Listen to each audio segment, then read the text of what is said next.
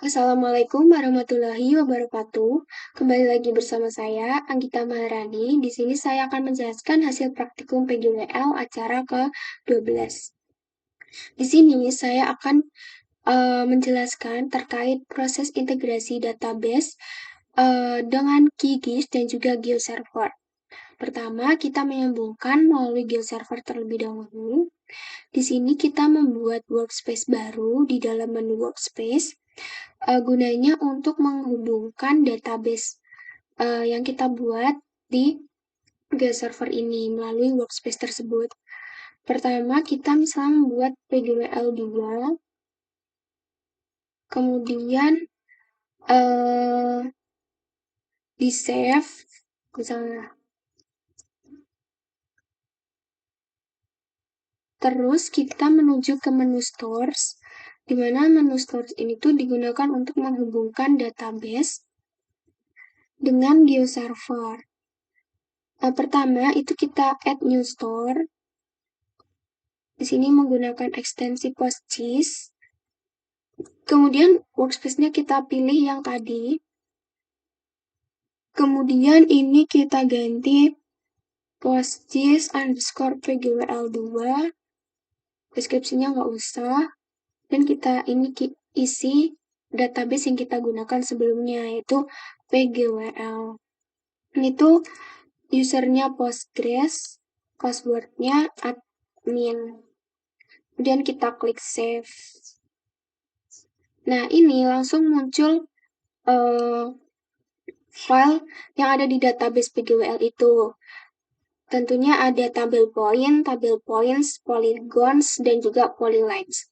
Nah, fungsi dari mempublish tabel points ini, tabel points, polygon, dan polygon, ini tuh untuk menampilkan data titik yang ada di database PGWL itu ke dalam QGIS. Kemudian ketika diklik publish, kita menuju ke QGIS. Nah, itu kan udah tertampil nih titik polygon dan juga polyline. Itu sebelumnya kita melakukan integrasi terlebih dahulu. Kita klik new, kemudian menuliskan database yang telah kita buat tadi, PGWL2 misalnya. Terus service-nya nggak usah, hostnya itu localhost. Kemudian database-nya itu PGWL. Dan basicnya itu kita isiin username-nya itu Postgres dan juga admin seperti pembuatan workspace. Kemudian nanti kita klik OK. Selanjutnya, ini kan udah terkoneksi ya, database yang telah kita buat tadi. Yang sebelumnya yang di praktikum itu saya buat PGWL, dan di sini telah muncul datanya, yaitu tabel points, polygons, dan juga polylines yang udah dipublish. Kemudian ketika diklik add, itu akan muncul di dalam layar QGIS-nya seperti ini. Kemudian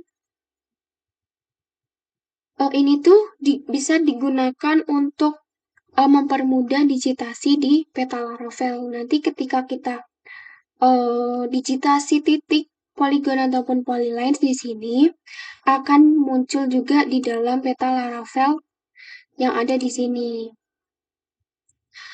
Kemudian, selain dengan cara tersebut, kita juga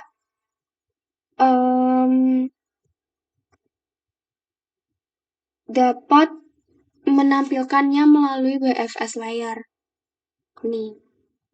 Ini tuh kita klik new juga. Nah, ini tuh kita masukin namanya, yaitu nama database yang telah kita buat, yaitu PGWL. Nah, dan URL-nya ini itu kita ambil dari sini, layer preview.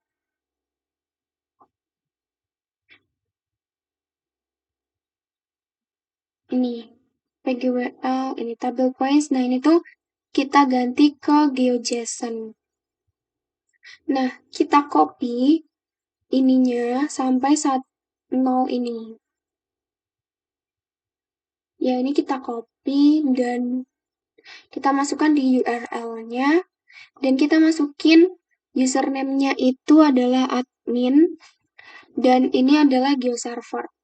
Kemudian kita klik OK, nanti akan muncul file yang ada di PGWL itu sebenarnya sama yang ini. Kemudian kita klik Add, nanti akan muncul. Ini tuh bedanya ini. Ini.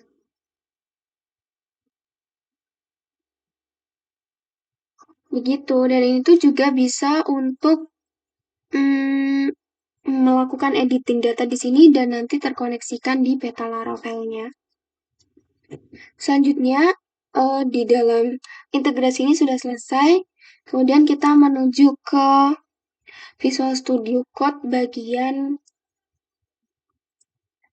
Point Controller. Nah, itu di bagian ini tuh kita ganti menjadi ini tuh sebelumnya kan all. Kemudian ini kita ganti menjadi points. Kemudian juga di bagian tabel point PHP ini kita ganti menjadi geometri. Di sini. Sebelumnya itu kan geom. Nah, itu kita ganti menjadi geometri supaya dapat menampilkan data koordinat longitude dan juga latitude di dalam tabel poin nantinya. Kemudian kita juga mengatur di bagian section script. Nah, ini tuh kita tambahkan library baru yaitu data tables. Ini tuh digunakan untuk menampilkan data point itu di dalam halaman data point. Dan juga penambahan ini script library juga untuk melakukan search di tabel data point itu. Dan di bagian sini juga di bagian name ini kan ada created at. Nah, ini tuh digunakan untuk memberikan informasi pembuatan data titik itu tuh kapan gitu. Terus ini kan baru yang tabel point. Nah, itu tuh kita melakukan pengeditan juga di bagian tabel polygon dan juga tabel polyline sama. Cuman diganti dengan poin, misalnya ada ini sebenarnya polyline itu kita ganti jadi polyline kayak gitu. Terus selain itu juga kita menuju ke menu ke file web. Nah, sebelumnya kan hanya ada tabel root, tabel point. Nah, sementara kita juga akan menampilkan rangkuman dari polyline dan juga polygon. Nah, itu kita tambahkan di bagian web ini. Menambahkan tabel polyline controller sama seperti yang tabel point. Selanjutnya kita tes hasilnya di dalam peta itu. Nah, ini telah muncul petanya. Kemudian di dalam tabel ini kan udah muncul ya rangkumannya. Di sini juga bisa search, misalnya pasar mobil Kemayoran itu langsung ke sini.